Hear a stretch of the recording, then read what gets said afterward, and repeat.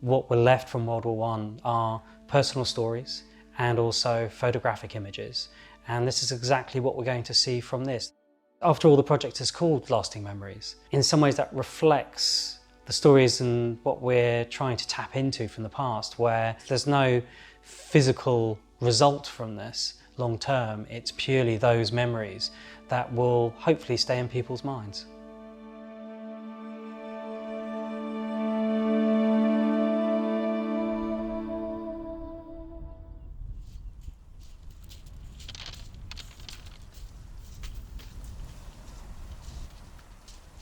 We collected over 48,000 stones, and we did that in the area next to the harbour arm, and we had about 150 people help to collect the pebbles, and we did it over several days.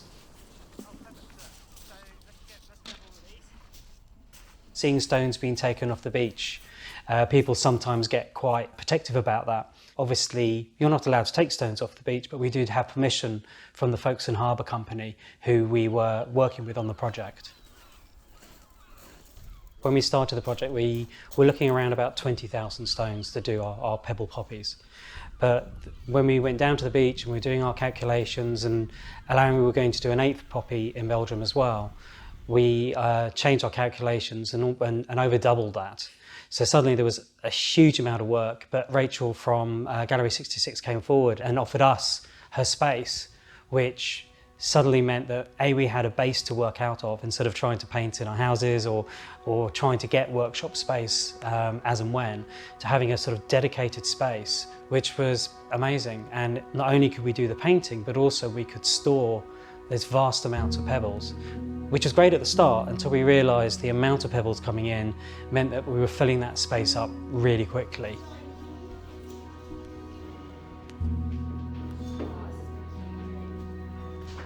People sort of came in, I think, with the intention of maybe doing 1 or 2 pebbles, and a lot of people were saying do 100, 200, you know. And a big range of people. We had a lot of tourists visiting that sort of didn't necessarily know anything about the local history.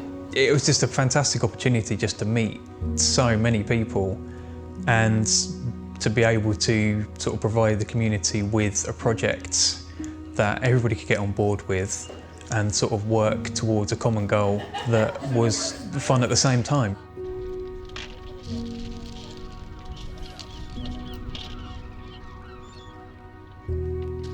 A lot of people thought that it all ended in 1918 with the signing of the armistice, but it didn't, because the chaps were still serving, families were still apart, people were still dying. We wanted to do something, and we were very, very lucky that when Ben and Angus came to us with this idea, we just thought, yeah, this is such a tremendous local project to do in our own community. Having worked around Kent for our first 2 projects, it was nice to come home and to do something for Folkestone.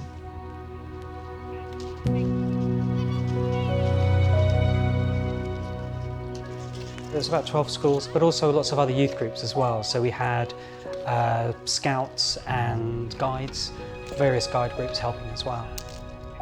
Most of them actually approached us in the end. We sort of solicited helpers initially, but it quickly sort of gained a lot of steam, particularly on social media.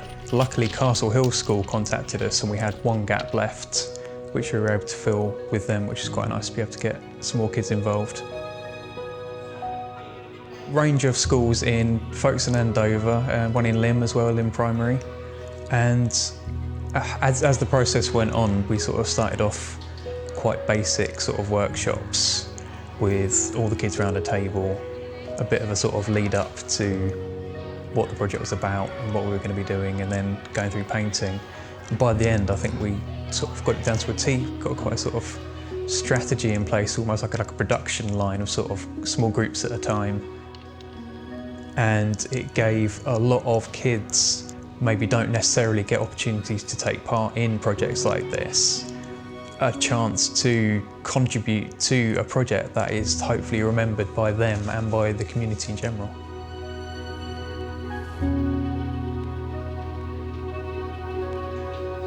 So the Belgian poppy was one of our themes of the 7 poppies, which reflecting the gap between the signing of peace and the armistice. Belgium was very important to Folkestone because this is where the Belgian refugees and the wounded Belgian soldiers first landed in October 1914. And Folkestone fishermen were actually the first people to welcome the Belgian refugees into this country. We wanted to do a poppy, obviously focusing on Belgium, and then through my times with the Belgian Wallonia Tourist Board, we managed to get into Mons Memorial Museum. A few miles away from there is a cemetery where the first British soldier and the last British soldier to die in the war are buried, and they're only buried a few hundred metres away from each other. On the Thursday afternoon and the Friday morning we laid this extra poppy, but unlike the poppies in Folkestone, this one was made not by designs, but they were letters. And the idea was that those letters spell out the first names of Belgian refugees that came to England during World War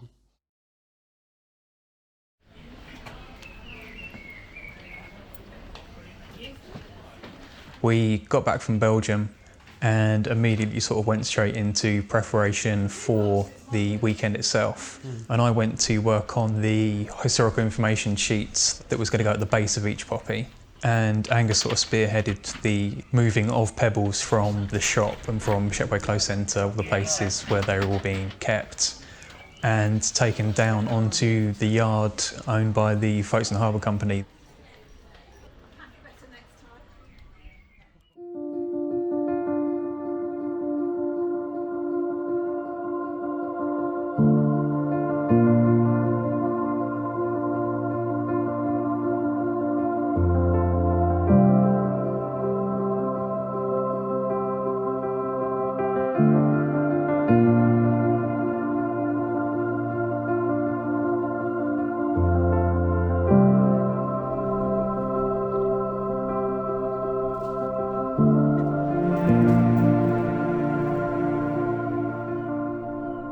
We had a team of 20 that turned up around about 7 in the morning, and we started to shift the stones down the boardwalk to the location where we wanted to construct the poppies.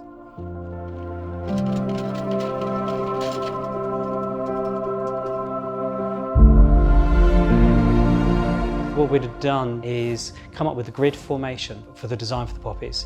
So lay those onto the beach, had paper designs with us, and we matched those designs. We did the outer edges first in black, and then we moved the grid down, and as the grid became freed up, then people would follow, add in the designed red stones into the spaces. We also had effectively the other half of the Belgian poppy. Again, there were letters, but this time these were the letters of the surnames of the Belgian refugees.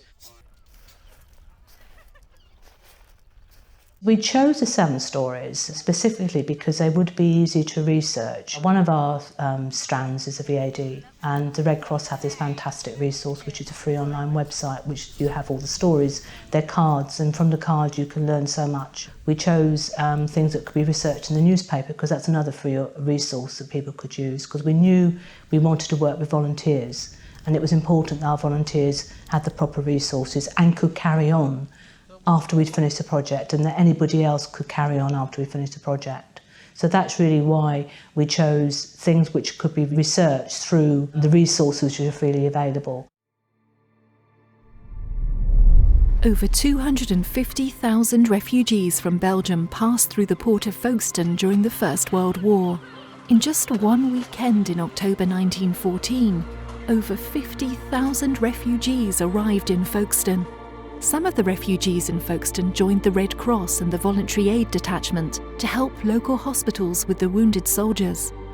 After the armistice, most of the refugees returned home, and people of Folkestone held fundraising events and sent donations of clothing and household goods to the returned refugees in Belgium.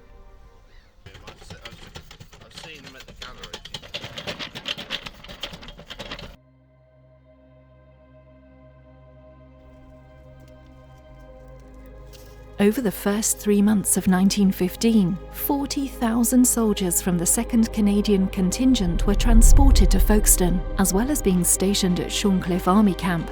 Some of the soldiers were staying with local families. The locals welcomed and liked the Canadian soldiers, who would march through the streets, play music at bandstands and in local churches. They trained throughout the summer and at the beginning of September 1915 started their deployment to France. 305 Canadian soldiers are buried at Shorncliffe Military Cemetery, and school children have been honouring them since 1917.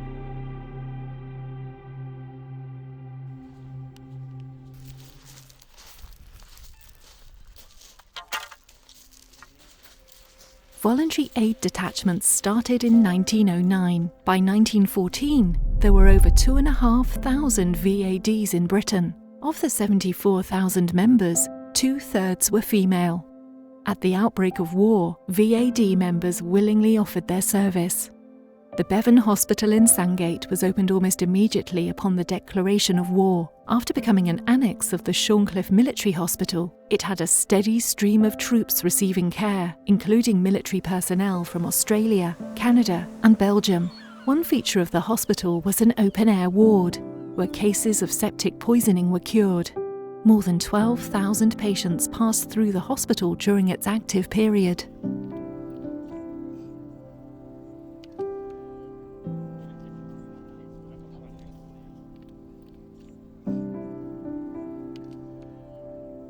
After armistice, the demobilisation of the military was a long process. Priority was given to men who were needed at home due to their occupations, such as miners and farm workers. On the 3rd of January 1919, thousands of soldiers based at the rest camps in Folkestone began to protest. They marched through the streets in Folkestone, headed to the town hall. The soldiers aired their grievances about the bad conditions, food rations and demobilisation delays.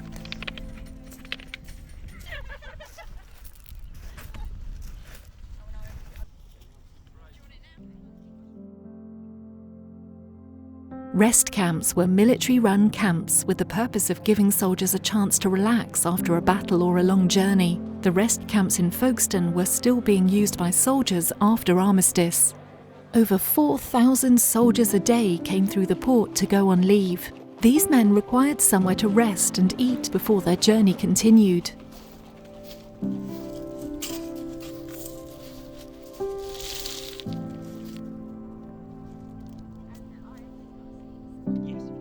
Peace celebrations started all over the country in summer 1919. Peace Day was set to 19th July, and in Folkestone, the celebrations started on the 18th with children's entertainment in Radnor Park. The people of Folkestone decorated their houses and shops to show support to the troops, who marched through the town in a parade on the 19th. It was reported that the council had set aside £1,000 for the celebrations. This displeased the locals, who thought such a large sum should not come from public funds. They would like to see donations from the wealthy landowners, who many felt had it easier during the war.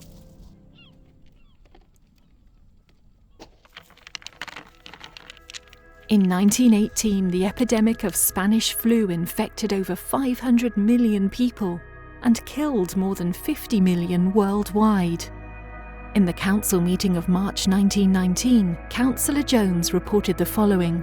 A member of the gas company had claimed to the public that the sulphuric smell of a gas leak had cured the flu and made Folkestone exempt from the deaths that affected so many other places.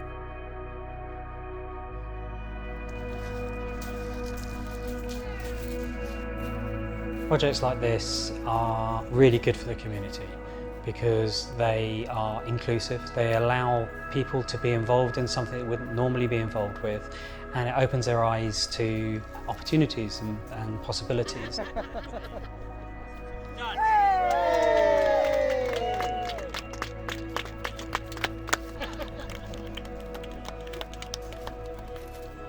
So it was actually quite amazing just the sort of speed that we were able to get it done more than anything, and have stuff on the beach ready for people to start coming down having a look.